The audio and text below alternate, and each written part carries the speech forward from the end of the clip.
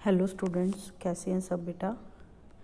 आज हम training and development का नेक्स्ट टॉपिक है जो वो करने जा रहे हैं, जो कि है identification of training needs. It is also known as training needs assessment, जो कि नाम से ही पता चल रहा है कि हमने ट्रेनिंग की नीड्स असेस करनी है कि क्या कहाँ ट्रेनिंग की ज़रूरत है, या क्यों ट्रेनिंग की ज़रूरत है, या कितनी ट्रेनिंग की ज़रूरत है। तो that is called training needs assessment. जैसे कि मीनिंग में डिफाइन किया है कि आइडेंटिफिकेशन ऑफ ट्रेनिंग नीड्स और training need assessment is the systematic method of डिटर्मिंग if a training need exist, क्या ट्रेनिंग की नीड है, अगर एंड इफ इट डज, अगर है तो व्हाट ट्रेनिंग इज रिक्वायर्ड, तो किस तरह की या क्या ट्रेनिंग देने की ज़रूरत है, टू फिल द गैप, ताकि गैप फिल किया जा सके between the standard and the actual performance of the employee. तो जो स्टैंडर्ड फिक्स किए गए हैं कि इतना काम एक एम्प्लॉय को करना चाहिए, इतनी प्रोडक्टिविटी उसकी होनी चाहिए, और दूसरा जो एक्चुअल परफॉर्मेंस उसकी है, अगर दोनों में गैप है तो उस गैप को कैसे फिल किया जा सकता है। तो ट्रेनिंग नीड असेसमेंट एक टूल है जिसके थ्रू हम यूटिलाइज करते हैं, आइडेंटिफिकेशन करते हैं कि कौन कौन से बंदे में जो स्किल्स हैं और कौन सी स्किल्स की उसको और ज़रूरत है, जिससे कि जो रिज़ल्ट हम डिज़ायर कर रहे हैं, सोच रहे हैं, वो रिज़ल्ट्स आ जाएं। तो उसको हम बोलते हैं ट्रेनिंग नीड असेसमेंट। डेफिनेशन है जो दे रखी है, that is like according to Kaufman, need assessment can be defined as a process for identifying and prioritizing gaps between current and desired results। तो नीड असेसमेंट है क्या, बेसिकली कि process जिसके through हम आइडेंटिफाई करते हैं कि कौन कौन सा गैप उसमें प्रायोरिटी बेसिस पे कौन से गैप उनमें हैं जिनको प्रायोरिटी दी जानी चाहिए, जो कि करंट और डिज़ायर्ड रिजल्ट में जो डिफरेंस है उनको क्रिएट कर रही है। तो ये था meaning of training need assessment. आपके पास नेक्स्ट है ऑब्जेक्टिव्स क्या है ट्रेनिंग नीड असेसमेंट के। तो फर्स्ट ऑब्जेक्टिव जो है कि क्यों हम ट्रेनिंग नीड असेसमेंट करनी चाहिए, टू आइडेंटिफाई परफॉर्मेंस रिक्वायरमेंट और need within the organisation in order to help in directing resources to the area of greatest need. तो कहता है ये आइडेंटिफाई करने के लिए कि क्या परफॉर्मेंस की रिक्वायरमेंट है, कौन कौन सी नीड है कहाँ पे, ताकि रिसोर्सेज को वहाँ पे ही लगाया जा सके जहाँ पे उसकी ज़्यादा ज़रूरत है। सेकंड, प्रोडक्टिविटी एम्प्लॉयज़ की इम्प्रूव करने के लिए। Third, good quality products and services हैं जो प्रोड्यूस करने के लिए। और फोर्थ जो है, जो ऑब्जेक्टिव्स हैं ऑर्गेनाइजेशन के गोल्स हैं उनको फुलफिल करने के लिए तो ट्रेनिंग नीड असेसमेंट की ज़रूरत पड़ती है। और कुछ इसके ऑब्जेक्टिव्स दे रखे हैं, like to determine the benchmark, कोई स्टैंडर्ड हमने फिक्स करना है उसको इवैल्यूएशन करने के लिए उसकी, इसलिए भी हमें नीड को असेस करने की ज़रूरत है। कितना गैप है उसकी स्किल्स में और करंट परफॉर्मेंस में और जो हमें रिक्वायर्ड है उसको मापने के लिए, ताकि कॉस्ट एंड टाइम है जो ट्रेनिंग प्रोग्राम का उसको रिड्यूस किया जा सके। इसलिए भी ज़रूरत है कि कितनी किसको नीड है ट्रेनिंग देने की या नहीं नीड है, उसके अकॉर्डिंग हम उसको डिज़ाइन है जो कर सकें। तो ये बेसिकली कुछ ऑब्जेक्टिव्स हैं ट्रेनिंग नीड असेसमेंट के। उसके बाद कंपोनेंट्स दे रखे हैं। जब भी हम ट्रेनिंग नीड असेसमेंट करते हैं तो उनको कौन कौन से कंपोनेंट्स उसमें ज़रूरत होएगी। एक तो इन्फॉर्मेशन, तो बेसिकली ट्रेनिंग नीड असेसमेंट इसीलिए भी की जाती है ताकि जो बंदों को इन्फॉर्मेशन की कमी है उनको वो इन्फॉर्मेशन है जो प्रोवाइड की जा सके। तो उसमें लाइक लीगल प्रोविजंस और लेजिस्लेशन के बारे में नहीं पता उनको, जॉब स्पेसिफिकेशंस नहीं पता, स्टाफ रूल्स रेगुलेशंस नहीं पता, ठीक है, तो उन तरीके के उनको इन्फॉर्मेशन प्रोवाइड की जा सके। सेकंड तरह की जो असेसमेंट है वो है बेटा नॉलेज, जो कंपोनेंट है सेकंड नीड असेसमेंट का, दैट इज़ नॉलेज होनी। तो नॉलेज उनको प्रोवाइड करने के लिए, तो किस तरह की नॉलेज उनके पास नहीं हो सकती, लाइक इफ़ेक्टिव मैनेजमेंट के प्रिंसिपल्स की नॉलेज नहीं है उनको, ठीक है। बहुत सारे कंसेप्ट हैं जो हमारी ऑर्गेनाइजेशन में यूज़ हो रहे हैं, जैसे 6 सिग्मा है, कैजन थ्योरी है, तो वो उनके पास उनको नहीं पता है, उनके बारे में नॉलेज दी नहीं जा सकते।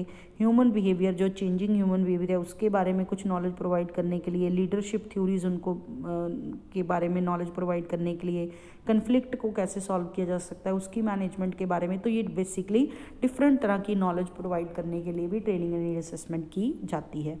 थर्ड है स्किल्स एंड कॉम्पिटेंसीज।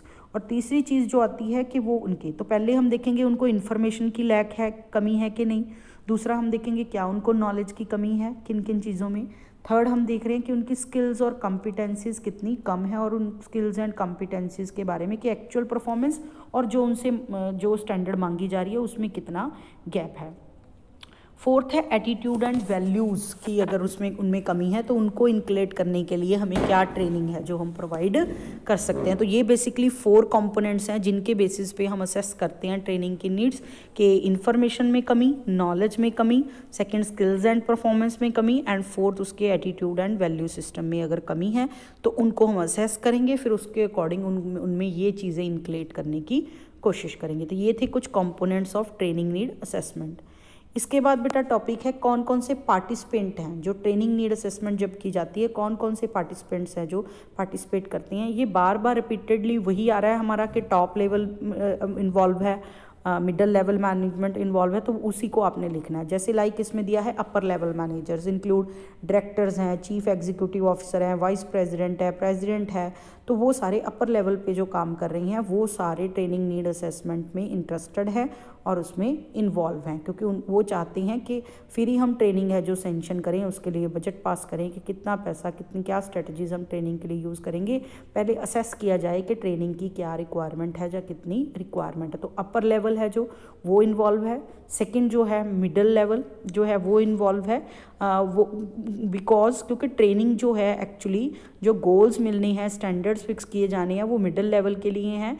तो middle level managers are also interested in training need assessment to identify how much budget to be devoted to training, को कितना दिया जाना चाहिए। जैसे फाइनेंशियल मैनेजर चाहता है the types of employee should receive training, किस तरह की ट्रेनिंग उनको दी जानी चाहिए, और what job training can be make difference, अगर हम उनको उनकी प्रोडक्टिविटी में इंप्रूवमेंट करना चाहते हैं तो किस तरह की ट्रेनिंग उनको प्रोवाइड की जा सके। तो ये सारा मिडिल लेवल ने डिसाइड करना होता है, इसलिए भी उनको लगता है कि ट्रेनिंग नीड असेसमेंट करनी ज़रूरी है। नेक्स्ट आपके पास दिया है ट्रेनर्स इंक्लूडिंग ट्रेनिंग मैनेजर्स भी हो सकते हैं, इंस्ट्रक्टर्स हो सकते हैं, डिज़ाइनर्स हो सकते हैं। तो वो जो बंदे ट्रेनिंग प्रोवाइड कर रहे हैं तो वो उनको भी ज़रूरत है ट्रेनिंग नीड असेसमेंट की, वो भी चाहते हैं ट्रेनिंग नीड असेसमेंट होनी चाहिए, क्योंकि उनको पता लग सके कि हमें किस तरह की ट्रेनिंग है जो उनको प्रोवाइड करनी है, क्या उनकी इन्फॉर्मेशन में कमी है, नॉलेज में कमी है, या उनकी स्किल्स को हमने इम्प्रूव करने के लिए ट्रेनिंग दी है। तो ट्रेनर्स जो ट्रेनिंग प्रोवाइड करते हैं उनको भी ट्रेनिंग नीड असेसमेंट की ज़रूरत पड़ती है। तो ये थे बेटा कुछ पार्टिसिपेंट्स जो ट्रेनिंग नीड असेसमेंट में इन्वॉल्व होते हैं। इसके बाद आपको डिटेल में इसका ट्रेनिंग नीड असेसमेंट का जो प्रोसेस है वो दे रखा है, तो एक डायग्राम के थ्रू भी आपको इसको समझाया हुआ है, तो बहुत डिटेल में आपने इसको नहीं कवर करना है। Process of training need assessment, first step है hold discussion with senior management. तो सबसे पहले जब अगर हमने ट्रेनिंग नीड असेसमेंट करनी है तो सबसे इम्पॉर्टेंट बात भी है कि जो हमारा सीनियर मैनेजमेंट है वो उसमें इन्वॉल्व होनी चाहिए, क्योंकि उनकी स्टैंप ऑफ अप्रूवल लगनी ज़रूरी है, क्योंकि अथॉरिटी जो है वो भी उनकी डिस्कशंस के साथ ही पता चलेगा कि हाँ ट्रेनिंग की हमें नीड है या नहीं है, या हम किस तरह की ट्रेनिंग नीड है जो वो प्रोवाइड कर सकते हैं। तो सबसे पहले सीनियर मैनेजमेंट के साथ डिस्कशंस होनी ज़रूरी है। Determine the level of authority जो इन्वॉल्व होएगी, इन्फॉर्मेशन जो चेंजेस करने की ज़रूरत है, मार्केट में क्या ट्रेंड चल रहा है उसके अकॉर्डिंग हमें ट्रेनिंग करने की ज़रूरत है। तो उस तरह की जो डिस्कशन है सारी वो सीनियर मैनेजमेंट के साथ की जाती है। तो फर्स्ट स्टेप का आपका जो है hold discussion with the senior management. Second आपके पास है establish TNA objectives and schedule. तो सेकंड अगर आप इस डायग्राम में देखो फ्लो चार्ट में क्या करना है, ट्रेनिंग नीड असेसमेंट के ऑब्जेक्टिव और शेड्यूल बनाना है, उसको तैयार करना है। तो ऑब्जेक्टिव डिसाइड करने के क्यों हम ट्रेनिंग नीड है जो असेसमेंट करने जा रहे हैं, ताकि कॉस्ट इफेक्टिव हो ट्रेनिंग नीड असेसमेंट, हमारा प्लान्ड हो, इफेक्टिव हो। तो इसके लिए it is important to clearly establish the training need objectives. जब भी हम शुरू करने जा रहे हैं असेसमेंट हमें उसका पहले ऑब्जेक्टिव पता होना चाहिए कि हम क्यों कर रहे हैं इसका एनालिसिस, एंड दूसरा detailed day to day programme है जो उसका शेड्यूल तैयार करना चाहिए, ताकि प्लान्ड कमेंसमेंट हो सके, शुरुआत हो सके, और कंप्लीटेड डेट पे वो कंप्लीट किया जा सके, डाटा प्रॉपरली कलेक्ट किया जा सके, तो इस तरीके से उसको टारगेटेड डेट पे कंप्लीट किया जा सके। तो सेकंड स्टेप जो है ट्रेनिंग नीड असेसमेंट के ऑब्जेक्टिव्स डिसाइड करना और उसका शेड्यूल डिसाइड करना कि कब से कब तक वो ट्रेनिंग है जो प्रोवाइड की जाएगी। थर्ड आपके पास बेटा है identify sources of information.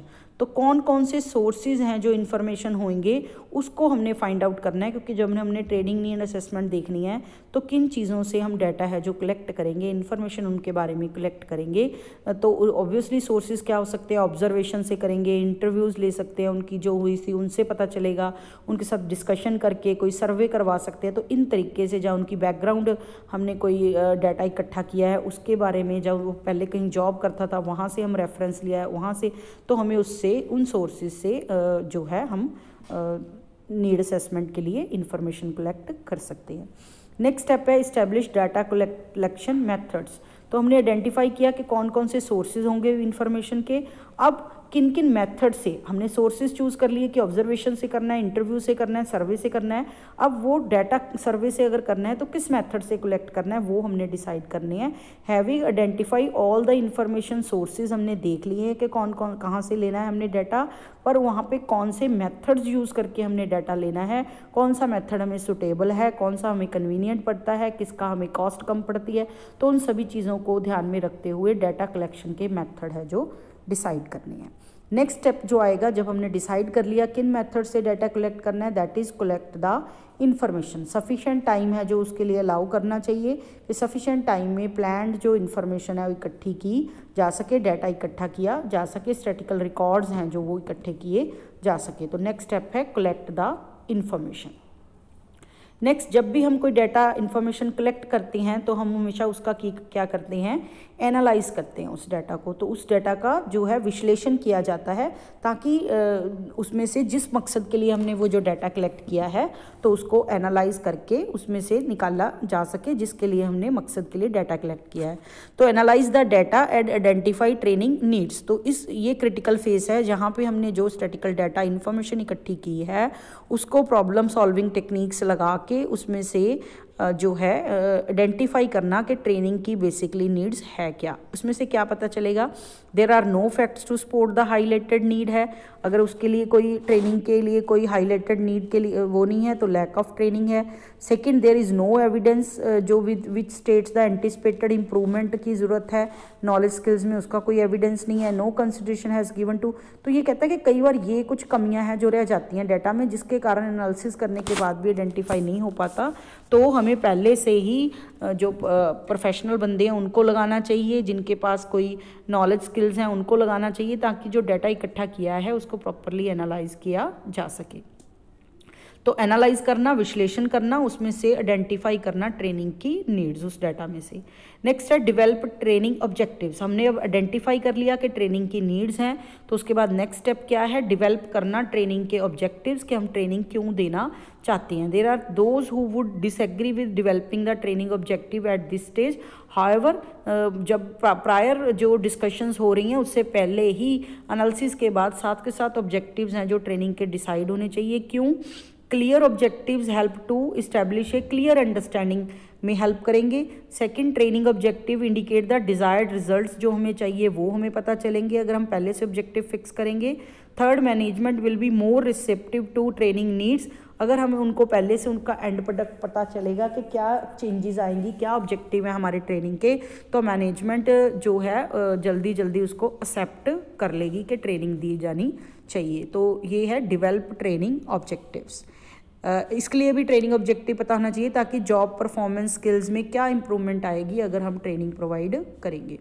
Next है डेवलप ट्रेनिंग प्लान। तो उसके बाद ट्रेनिंग का क्या बनाया जाता है बेटा, प्लान तैयार किया जाता है। The propose training plan and the training methods कौन कौन से होंगे, ऑन द जॉब होंगे, ऑफ द जॉब होंगे, ताकि जो रिक्वायरमेंट्स हमारी हैं आइडेंटिफाई की हैं हमने, नीड है जो ट्रेनिंग की, उसके अकॉर्डिंग जो है उसके अकॉर्डिंग ट्रेनिंग है जो प्रोवाइड की जा सके। तो ये ट्रेनिंग प्लान बनाने के बाद, डेवलप ट्रेनिंग प्रोग्राम के बाद, उसके बाद ट्रेनिंग नीड असेसमेंट की एक रिपोर्ट तैयार की जाती है जिसमें ये बताया जाता है कि क्यों ट्रेनिंग की ज़रूरत है इस ऑर्गेनाइजेशन में जो हमने असेस की है इन सारा डाटा से। तो लास्ट स्टेप जो है that is training need assessment की रिपोर्ट तैयार करनी, प्रिपेयर करनी, ताकि मैनेजमेंट को कन्विंस किया जा सके कि ट्रेनिंग देने की ज़रूरत है और कौन कौन से एरियाज़ हैं जहाँ पे ट्रेनिंग देने की ज़रूरत है। तो ये था बेटा आपका सारा overall process of training need assessment.